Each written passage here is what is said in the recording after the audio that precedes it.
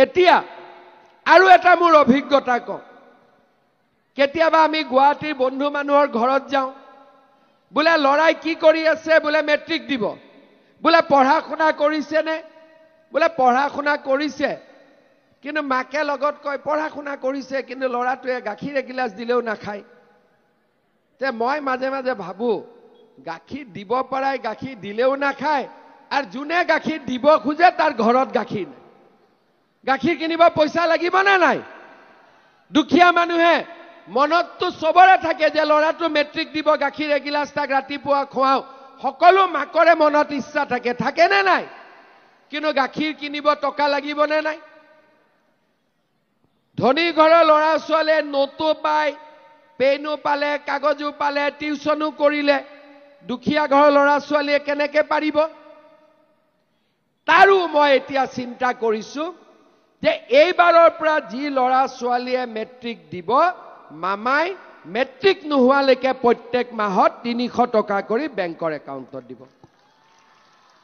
যাতে মাকে গাখীৰ এগিলাস কিনি খুৱাব পাৰে পেন কাগজৰ নোটৰ চিন্তা কৰিব নালাগে এতিয়া আপোনালোকে চিন্তা কৰক মনতে ভাবক কোনোবাই কৈছে মহিলাক দিছে কোনোবাই কৈছে ছোৱালীক দিছে কোনোবাই কৈছে লৰাক দিছে আসলতে আমি কাক দিছো আজি মহিলা গৰাকীয়ে অৰুণোদয় পোৱা কাৰণে তেওঁৰ হাজবেণ্ড বা গিৰিয়েক বা স্বামীৰ কষ্ট অলপ কমিছে নে নাই কমিছে নে নাই 10 তাৰিখে যেতিয়া পত্নীৰ নামত টকাটো আহে মহিলাইটো টকাটো বেলেগ কামত খৰচ নকৰে ঘৰৰ কামতে খৰচ কৰে ঘৰখনে অলপ শান্তি পায় না নাপায় বোলে মোৰ লৰাটো কলেজত যাব বোলে কিমান ফিজ লাগে 10,000 কৰ পৰা দিব বাপেকটোৱে বেচেৰাই গম পালে যে নহয় 10,000 বিনামূলীয়া এডমিশন মামাই কৰি দিছে কষ্টটো কাৰ কমিলে দেউতাকৰ কমিলে নে নাই চিন্তাটো কমিলে নে নাই নহলে 10,000 টকা কাবাৰ পৰা সুদত ধাৰ লৈ আহিলেতেন হয় না এতিয়া বোলে ছোৱালীক পঢ়াব লাগে কত পইচা পাও বোলে মামাই দি আছে 12,000 টকা পিজি পঢ়িলে মাহত ডিগ্ৰী পঢ়িলে 1250 টকা কষ্টটো কাৰ কমিলে দেউতাকৰ কমিলে নে নাই কষ্ট এতিয়া যদি আমি মাহত 300 কৈ মেট্ৰিক পৰীক্ষা দিয়া লৰাজনক দিও কষ্টটো কাৰ কমিলে দেউতাকৰ কমিলে নে নাই গেছৰ দাম যদি 600 650 250 টকাত পায় দেউতাকৰ টকাটো বাচিলে নে নাই তাৰ মানে আপোনালোকে চিন্তা কৰক যদি বিজেপি নাহিলেতেন 1250 টো দেউতাকে দিব লাগিলেতেন গেছৰ সিলিন্ডাৰৰো 300 টকাটো দেউতাকে দিব লাগিলেতেন চাউলৰ দামো দেউতাকে দিব লাগিলেতেন নিমখ তেলৰ দামো দেউতাকে দিব লাগিলেতেন কলেজৰ এডমিশনৰ দামো দেউতাকে দিবলগীয়া হলতেন মেডিকেলত এডমিশন ললে মাটি বিক্ৰী কৰি আমাৰ চিকিৎসাৰ দায়িত্ব দেউতাকে লবলগীয়া হলতেন আজি বিজেপি অহাৰ কাৰণে পৰিয়ালটোৰ কষ্ট কমিছে নে নাই কৃষক সন্মান নিধিত মোদীজীয়ে টকা পঠায় আজি অকণমান হলেও বীজ সাৰ আমি কিনিব পাৰো খেতি পথাৰক আগুৱাব পাৰো আগতে ধান নিকিনিছিল খেতিয়কে খেতি কৰে 600 টকাত বিক্ৰী কৰে এইবাৰ ধান 2550 টকাত আমি কিনিছো আজিৰ দিনত গভৰ্ণমেণ্টক ধান বিক্ৰী কৰিলে 2550 টকা পায় আপোনালোকে খালি চিন্তা কৰক শ্ৰদ্ধা ৰাইজ আগতে লৰাই পঢ়া শুনা পাছ কৰে মানে কাই পঢ়ি কি কৰিবি পঢ়ি লাভ নাই দালালক টকাৰে তেতিয়া চাকৰি পাবি আজিকালি কোনবা এইবোৰ কথা কয় নেকি 1.5 লাখ লৰা ছোৱালীক মই চৰকাৰী চাকৰি দিলো যদি 1 লাখ কৰি ললো হেতেন মোৰ ঘৰত 1500 কোটি টকা আহিলেতেন আৰু যদি আমাৰ কৰ্মী বিলাকক টকা তুলিব লগাই দিলো হেতেন হিহঁতৰ ঘৰ বিলাকো পকি হৈ গ'লহেতেন কিন্তু আজি অসমত চাকৰিৰ নামত কোনো বাপৰ বেটাই কাৰোৰ পৰা 1 টকাও খাব নোৱাৰে আজি আমি নিয়ম বনাই দিছো যদি বিজেপি নাহিলেহেঁতেন কোনোবাই সপোনতো কল্পনা কৰিব পাৰিলেহেঁতেন নেকি যে এপিএছ এচিএছৰ চাকৰিও ঠেলা চালকৰ ল'ৰা ৰিক্সা চালকৰ ল'ৰাই পাব পাৰে এই কথা কোনোবাই চিন্তা কৰিব পাৰিলেহেঁতেন নেকি আজি কোনে চাকৰি পাইছে ঠেলা চালকৰ ল'ৰা ৰিক্সা চালকৰ ল'ৰা খেতিয়কৰ ল'ৰা আজি অসমত সকলোৱে জানি পাইছে বুজি পাইছে যে মোৰ ল'ৰাটোক যদি মই ভালকৈ পঢ়া শুনা কৰাও কৰবাত নহয় কৰবাত চাকৰি এটা পাব আৰু যোনে চাকৰি নাপায় তাৰ কাৰণে আমি আৰু আঁচনি আনিছো যে 2 লাখ টকা চৰকাৰে দিব একো বন্ধকত দিব নালাগে মৰ্টগেজ দিব নালাগে 2 লাখকৈ টকা আমি ল'ৰাজনক দিম সি ব্যৱসায় কৰক উদ্যোগ কৰক 2 লাখৰ ওপৰত বেংকত লোন ল'ব 2 লাখ টকালৈকে চৰকাৰে ডাইৰেক্টলি ল'ৰাজনক সহায় কৰিব এতিয়া ইন্টাৰভিউ চলি আছে প্ৰত্যেক বছৰত প্ৰত্যেক সমষ্টিৰ 1000 ল'ৰাকৈ আমি দি গৈ থাকিম আগত কোনবাই চিন্তা কৰিছিলে লুঙ্গি ধুতি খুটা কম্বল আঠুৱা বাস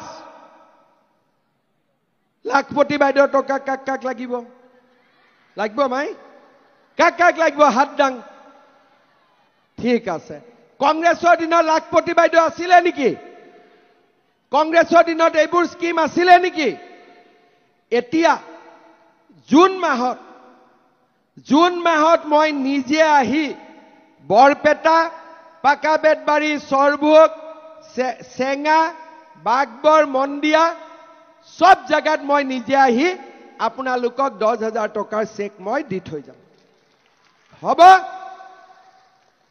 কিন্তু মোৰ মন 10,000 টকা দিয়া নহয় 30 লাখ মহিলাই 10,000 কৈ টকা পাব 3,000 কোটি টকা মোৰ পৰা যাব যদি আমি মহিলাক 25,000 কৈ টকা দিও আমাক 7,000 কোটি টকা লাগিব আৰু মই যোগাৰ কৰিম যদি গ্যাস কমাব পাৰিছো চাউল বিনামূলীয়া দিব পাৰিছো নিমখ তেল সব যদি ৰাইজৰ বাবে কৰিব পাৰো মহিলাসকলক আৰু 25,000 টকাও মই দিব পাৰিম কিন্তু মহিলাসকলে মোক এটা সহায় কৰিব লাগিব এই 10,000 টকাটো পোৱাৰ পিছত আপোনালোকে এই টকাটো স্বামীৰ ব্যৱসায় দিয়ক মোৰ আপত্তি নাই বুলে মোৰ হাজবেণ্ডে ঠেলা চলাই ই নতুন এখন ঠেলা কিনক ৰিক্সা চলাই সবজি বেপাৰ কৰে দিয়ক যদি স্বামীক নালাগে নিজে গৰু লক হাল লক কোনো কথা নাই কিন্তু মোবাইল কিনি টকাটো খৰচ কৰিব নালাগে হ'ব অহা বছৰ যদি পাৰো মোবাইল এটা মই নিজে দি দিম আপোনালোকক কিন্তু এই 10,000 টকা মোবাইলত খৰচ কৰিব নালাগে যি সকলে ভাল কৰি খৰচ কৰিব তেওঁলোকক 10ৰ জাগাত মই 25,000 টকা আৰু দি দিম হ'ব বুজি পালে কিন্তু যোন যাৰ আকৌ 3টা বাচ্চা আছে আকৌ 4 নম্বৰ কৰি দিব হিটো নাপাব আকৌ আজি 3টা আছে পালে আকৌ অহা কালি 4 হৈ গল তেতিয়া কি হ'ব তেতিয়া পাবনে নাই সেই কাৰণে আমি 3টা বাচ্চা যদি আমাৰ থাকে লৰা ছোৱালীক আমি পঢ়া শুনা কৰাব পাৰিম সেই কাৰণে মই বহুতে খুদিছে এই 10,000 টকাটো 3টা বাচ্চা কিয় লাগে মই এই কাৰণে বিচাৰিছো আমাৰ অসমত হিন্দু হক মুছলমান হক সকলোৰে ঘৰবোৰ যাতে ভাল হয় কম সন্তান হলে লৰা ছোৱালী স্কুলত যাব কলেজত যাব ডাক্তৰ হ'ব ইঞ্জিনিয়াৰ হ'ব বেছি বাচ্চা হলে কাৰো কোনো স্কুলত গৈছে নে নাই খাইছে নে নাই কোনো খবৰে নাথাকে সেই কাৰণে আমি 10,000 টকাটো এনেকে দিব খুজিছো যাতে মহিলাসকলে ঘৰখন চলোৱাটো সহায় কৰিব পাৰে, নিজেও আগবাঢ়ি যাব পাৰে আৰু নিজৰ স্বামীকো সহায় কৰিব পাৰে। ঠিক কথা কৈছোনে মই? শ্ৰদ্ধাৰ ৰাইজ, আমি আৰু বহুত কাম কৰিব খুজিছো। 1 অক্টোবৰৰ পৰা ৰান্ধনীৰ দৰমহা বাঢ়িব, অংগনবাদী কৰ্মী সহায়িকাৰ দৰমহা বাঢ়িব, 1 অক্টোবৰৰ পৰা আশাৰ দৰমহা বাঢ়িব আৰু টিউটৰবিলাকৰো সমস্যা সমাধান হ'ব। বিদ্যালয় প্ৰাদেশিকৰণৰ কামবিলাকো আমি আগুৱাই লৈ যাম। অৰ্থাৎ আমাৰ অসমখনক আমি সমস্যা মুক্ত কৰিব খুজিছো। বৰপেলাত বান সমস্যা, গৰাখহনীয়া সমস্যা, এইবিলাকৰ লগে লগে মানুহৰ জীৱনৰ সমস্যাবিলাকো আমি সমাধান কৰিব খুজিছো। শ্ৰদ্ধাৰ ৰাইজ, আজি আমি বৰপেটা জিলাৰ উন্নতিৰ বাবে আমি যিমানখিনি পাৰো আজি কাম কৰিছো। এতিয়া আমিনগাঁৱৰ পৰা ইমান দিন বৰপেটা ৰাইজৰ আপত্তি আছিল যে আমাৰ নেশ্যনেল হাইৱে নাই। এতিয়া আমিনগাঁৱৰ পৰা বৰপেটালৈ নেশ্যনেল হাইৱে হ'ব। ৰাস মন্দিৰৰ যিটো সমস্যা হ'ব তাক মই যেনে তেনে সমাধান কৰি দিম, চিন্তা কৰিব নালাগে। হ'ব? ঠিক কথা কৈছো। ৰাস্তাও ডাঙৰ হ'ব আৰু বৰপেটালৈকে ৰেলগাড়ীও আনিম মই। আমি লাহে লাহে বৰপেটা জিলাৰ সকলো সমস্যা আমি দূৰীকৰণ কৰিম। আজি আপোনালোকে দেখিছে প্ৰথমবাৰৰ কাৰণে পাটবাউসী সত্ৰ, বৰপেটা সত্ৰ, এতিয়া বহৰীটো কৰিম। সত্ৰবিলাকৰ আমি ভাল কাম কৰি আছো, নামঘৰবিলাকৰ আমি ভাল কাম কৰি আছো আৰু আমাৰ অসমত হিন্দু মুছলমান সকলোৱে চৰকাৰী আঁচনি সমানে লাভ কৰিছে। আজি আপোনালোকে চিন্তা কৰক, পাকা বেতবাৰী, মন্দিয়া আটাইতকৈ বেছি মুছলমান মানুহ আছে। মই ইচ্ছা কৰিলে ক'ব পাৰিলোহেঁতেন যে বৰপেটাত অৰুণোদয় 40,000 দিম, তাতে 20,000 দিম। মই কৈছো নেকি কেতিয়াবা এনেকুৱা? যেনেকে মাকে নিজৰ ল'ৰা ছোৱালীক সমানে ভাত খুৱাই দিয়ে, পায়স বনালে সমানে দিয়ে, তেনেকে মই আজি সকলোৰে কাৰণে চিন্তা কৰিছো সকলো মানুহে আগবাঢ়ি যাওক। মই খালি বেয়া কামবিলাকক বেয়া কওঁ।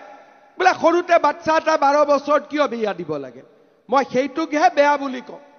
বেয়া কামক মই বেয়া বুলি কওঁ, কিন্তু ভাল কামত মই সবৰ লগত আছো আৰু আমি সবৰ লগত থাকিম।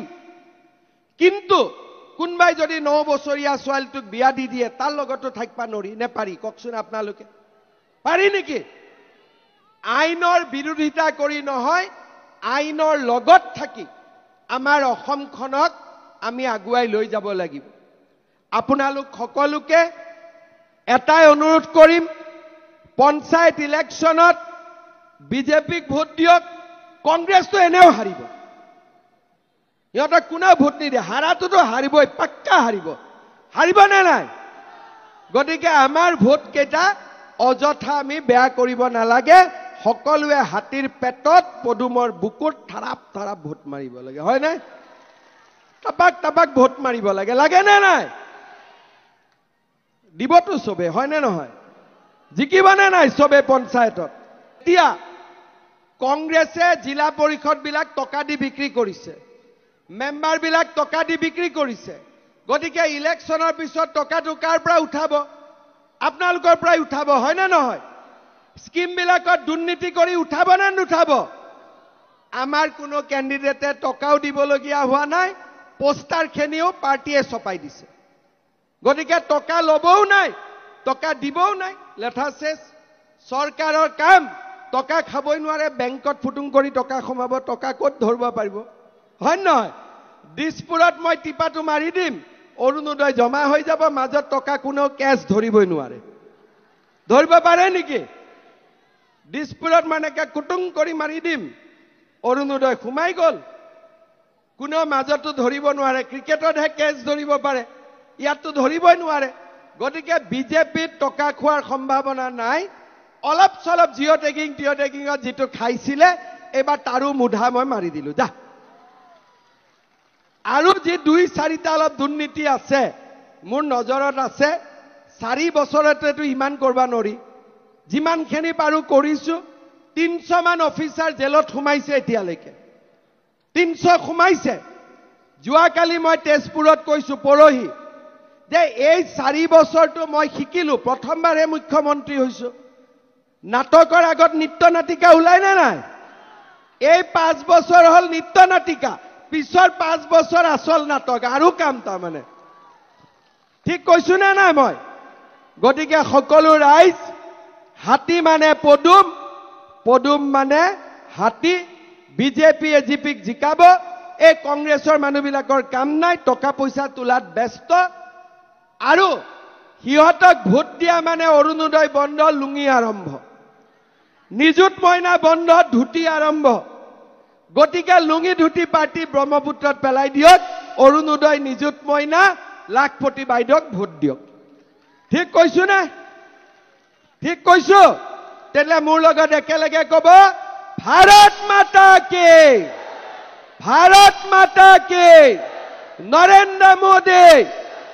Narendra Modi BJP AGP Vande